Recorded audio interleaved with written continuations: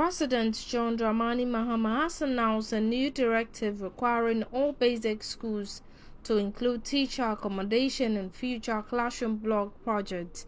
Speaking during a courtesy visit by NAT, he said the initiative aims to address housing shortages, especially in rural areas, and improve teachers' living conditions.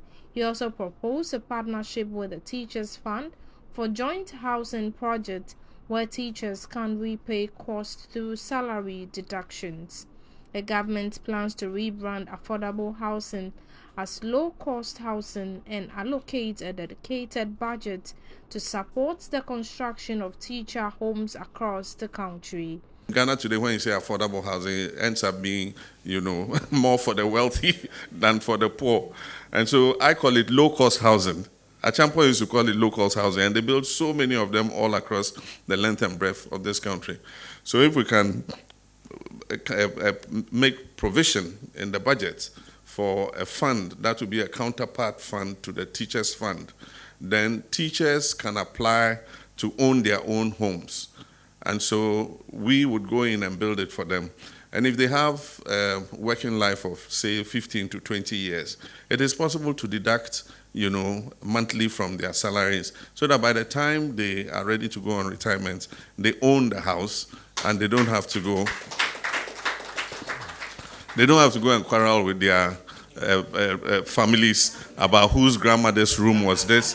It was my grandmother who built this room and all that. We believe that they should be able to retire in dignity.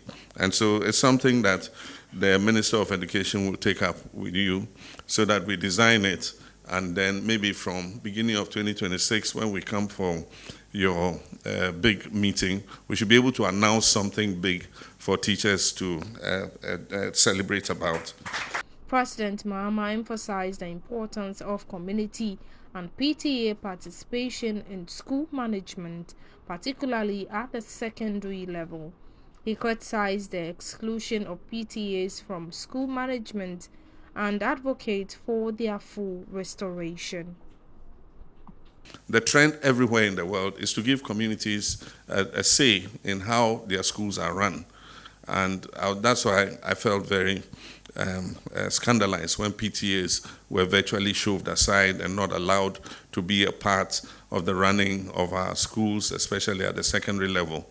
And so I believe that PTA participation must be fully restored so that they work with teachers and the administration of the schools to make sure that the schools are run properly and that our children are getting a good outcome in terms of teaching and learning.